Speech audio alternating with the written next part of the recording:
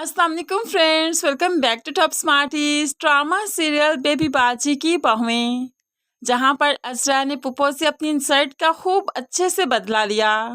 पुप्पो को कहा कि जमाल को नहारी बहुत पसंद है, आप निहारी बनाएंगी और घरेलू मसालों की बनाएंगी, और वो निहारी बनाएंगी जो पूरी रात हल्की आंच पर पकती है। जमाल को वही पसंद है ना, उसी निहारी में टेस्ट आता है। अब पुप्पो जो जमाल के सामने इनकार नहीं कर सकी, इसलिए पूरी रात जागकर निहारी बनाती है। अजरा जब सुबह सुबह उठकर आई तो देखकर तो बहुत खुश हो गई कि पुप्पो तो बहुत ही बुरे हाल में थी, पूरी रात जागकर निहारी जो बनाई। इसीलिए तो बहुत हंसती है, बहुत खुश होती है और कहने लगी, पुप्पो आप जाकर सो जाइए, आपकी हालत तो बहुत खराब है, बाकी मैं देख लूंगी, सब संभाल लूंगी।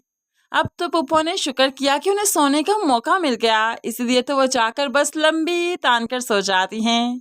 और अब अजरा करती है ना अपना काम, सब कुछ संभाल लेती है। उनके किचन से निकलते ही खूब अच्छे से डांस करती है, खुश होती है, और फिर कुलचे मंगवाकर सारी फैमिली बैठकर निहारी को एंजॉय करते हैं, नाश्ता करते हैं, और पुप्पो की गैर मौजूदगी में ही इस निहारी की तारीफें करते रहते हैं।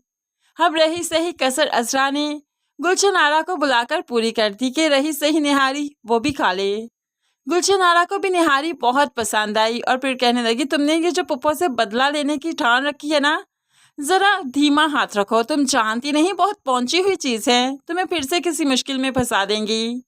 तो अजरा जो आज बहुत खुश है, हंसते हुए कहने लगी, अरे क्या ही करेंगी वो, तुमने उनकी हालत देखी होती तो तुम्हारा भी हंस हंस कर बुरा हाल होता। वो जानती नहीं, जो अजरा से पंगा लेता है वो बाश बाश हो जाता है।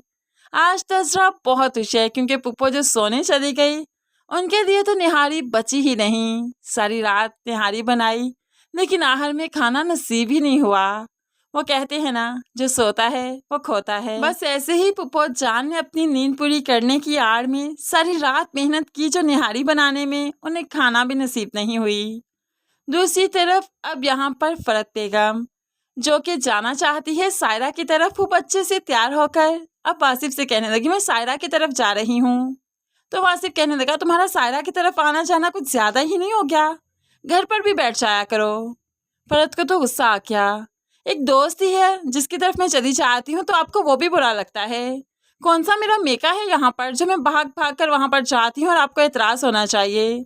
क्या अब मैं दोस्तों से भी मिल नहीं सकती?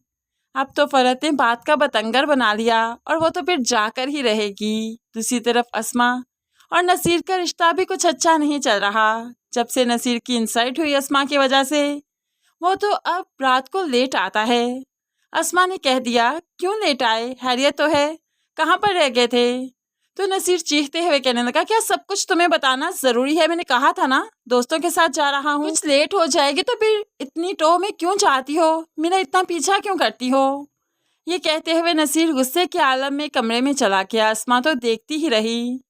अजरा अस्मा की जब बातें सुनती है तो उसने जांच लिया कि सब कुछ सायरा कर रही है, वरना अगर कस्टमर को वो ठीक तरह से सूट पहुंचा देती तो बात इतनी आगे तक भला क्यों जाती।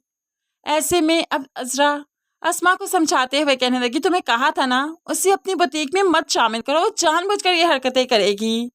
अब तुमने सोचना है कि तुमने आखिर करना क्या है। अस्मा को तो कुछ समझ नहीं आ रहा, सर पकड़ कर बैठ जाती है। अब ये अजरा ही है जो कि उस सायरा नामी तिनके को उस बुटीक से निकाल बाहर करेगी, और फिर अजरा खूब अच्छे से जानती है उसने क्या, कब और कैसे करना है।